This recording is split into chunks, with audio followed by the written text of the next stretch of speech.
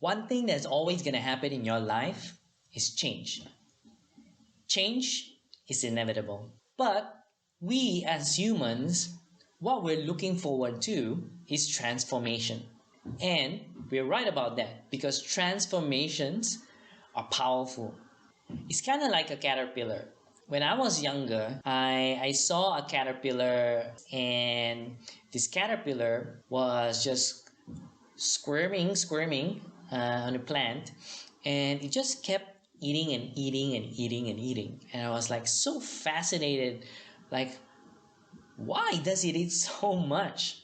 But then what I realized that it's actually preparing for the next phase of its life. It was eating and eating because it was building enough protein so that it can convert and create this cocoon and transform into a butterfly.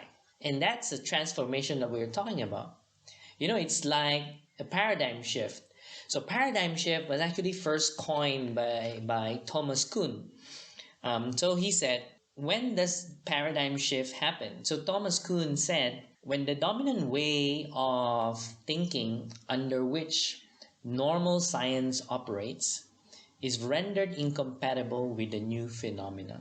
So that's when the paradigm shifts happen.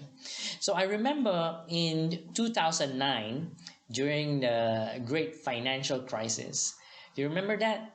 Lehman Brothers, subprime market, all these things, right? So during 2009, I was retrenched, and it was the second time that I was retrenched. And what I learned after experiencing that second retrenchment was that no matter how valuable I perceive I was in the company, right? So even though my ex-boss was telling me that, Jovan, you are valuable, I'll do my best to keep you and all these things. It didn't happen because at the end of the day, the company looks at us as numbers, the number of heads in the company and how many do we need to remove so that we can save on costs and all these things. So that is the reality. And I had no choice in it. And so when I was retrenched, of course, what I did was to look for another job. And so while I was looking for a job, I stumbled upon this book called Rich Dad, Poor Dad by Robert Kiyosaki. And in this book, I was reading it and was so fascinated by the stories and principles that he was talking about there. And I was reading and somewhere around 1/3 of the book, I had a paradigm shift. And I had a shift in my mindset from thinking about employment, or what we call the employee mindset, into an entrepreneurial mindset. And now my mind just opened up with different possibilities. So that is a great example of a transformation in my life. So if you are tired of living with the same boring job and want to take back control of your life, here are the 4 steps on how to create a powerful transformation in your life. Step 1, awareness. According to Dr. David Daniels, being aware means having the capacity of self-observation, groundedness, and the true receptivity of just being present. It is the crucial step. And I agree with Dr. David Daniels here, because really in the personal development area, awareness is really the foundation, and it's so important. Just like what he said, it is the crucial first step. Without that awareness, personal development is going to be really challenging. And then, according to Giulio Perota, awareness refers to a deeper dimension of consciousness. And as I've discussed this before, even in my podcast, there's different levels of consciousness. And what we're going to be talking about, what I'm sharing with you, is that deeper level of consciousness. So now I want you to imagine walking. Imagine yourself walking, right? And walking is common activity that most of us do. And we do it so often that we don't even think about it. But you know you are walking. So now I want you to pause for a bit and imagine now when you are walking, you are noticing and observing yourself walking. And that's kind of like that second level of awareness when we are aware of what we are doing. We are observing what we're doing, what we're feeling. So with awareness, again, we are able to look at our strengths and weaknesses. We are able to manage our emotions. We are able to manage our own state, control ourselves. And that's the power of awareness. And again, just like what I mentioned, is the foundation for personal development. Because once you know what your strengths are and your weaknesses are, then you can decide what to do with it. Which brings us to the next step. So, step 2, acceptance.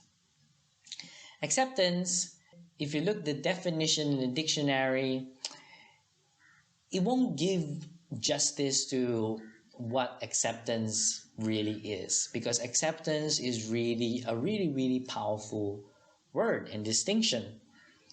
But what I love is the definition that I saw from the author and meditation teacher Tara Beck. So she authored this book called Radical Acceptance, and I love the definition that she gave in the book. So this is what she said: clearly recognizing what is happening inside us and regarding what we see with an open, kind, and loving heart is what I call radical acceptance. So for her, acceptance is really just observing what is happening and seeing it as it is without any judgment, right? So for me, acceptance is really recognizing what is happening and seeing it as it is without any judgment. And that's the key, without any judgment. And that's powerful. Imagine you are walking and you are walking to a bus stop, and then you're carrying your coffee, and then someone actually bumped into you and that caused you to spill your coffee. And what would you feel then, right? So with that awareness, then suddenly you start to notice what emotions are coming up. And so without awareness, then you probably would get angry and shout out this person, hey, what are you doing, right? And so that's gonna be your common, or you'll be shocked that someone actually bumped you and then your coffee spilled. But with awareness, then you start to really look at, what am I feeling, at this moment? And acceptance is powerful in this moment because something is triggering you. And that acceptance is seeing things as it is without any judgment. Remember that, without any judgment.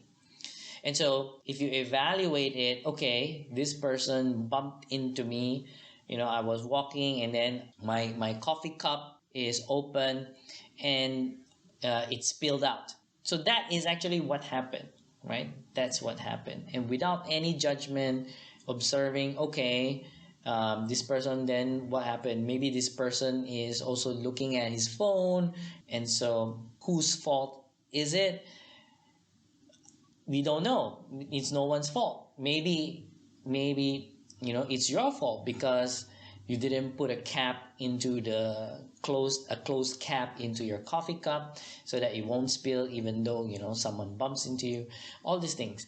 But just observing what it is, then you actually detach yourself from whatever happened and to that emotions that you are feeling, right? So that's the power of acceptance, because once you can accept that this is actually what happened without any judgment, then it brings you to the critical step.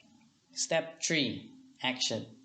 So now imagine receiving a $1 million idea Like whether it's from a friend or maybe just an insight that you got, while you are contemplating.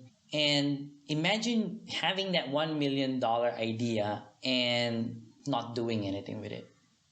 Is it still a $1 million idea? Power is the ability to do or act.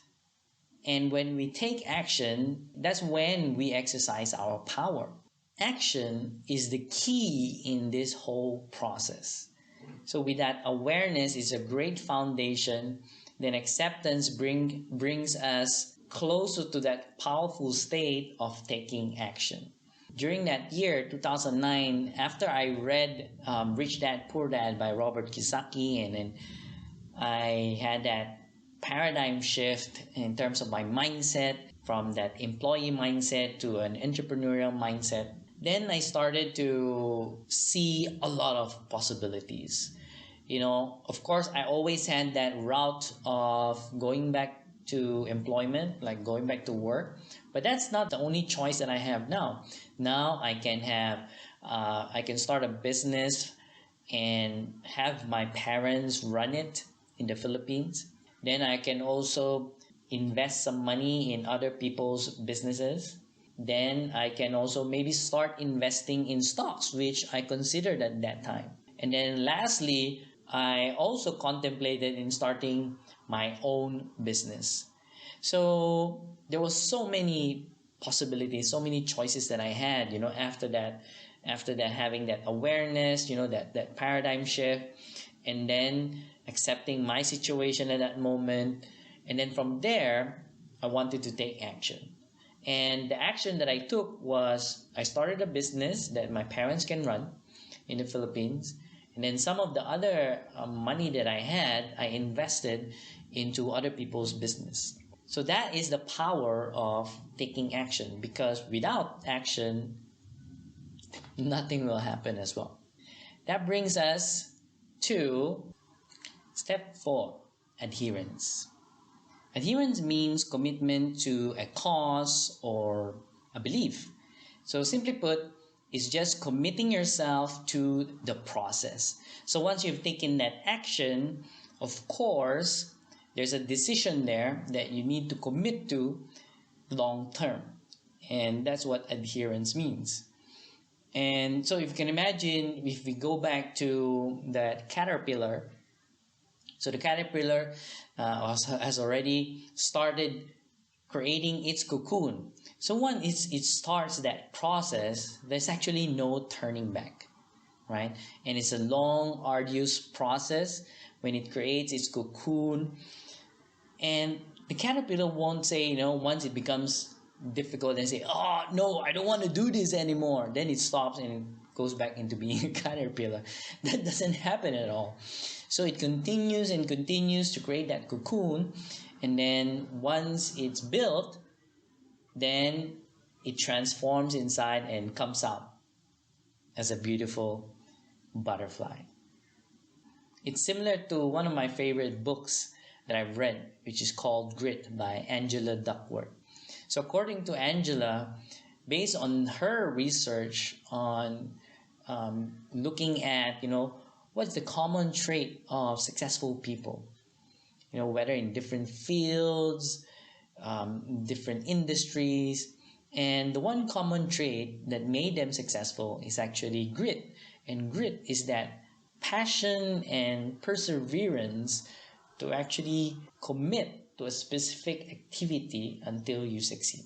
So I love that. And so that is adherence. So, and I know our transformation is not as straightforward as, as the caterpillar, the cocoon, and then suddenly becomes butterfly.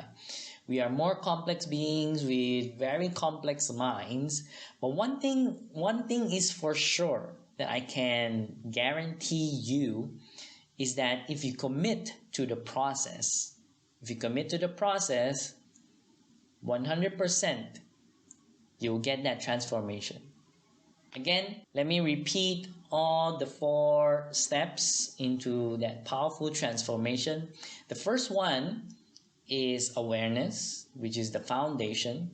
And then the second one is acceptance. And although acceptance may have a different definition in your language right now. What we are looking at is accepting things as it is without any judgment. And then the third one is action. And this is where the rubber hits the road, right? And then the fourth one is adherence. And that is the commitment to the process. I hope this is helpful for you. And if you like the content, please do like, share, and subscribe so that I know to make more of this type of content in the future. So until the next video, remember, life is happening now, so don't wait to make a difference.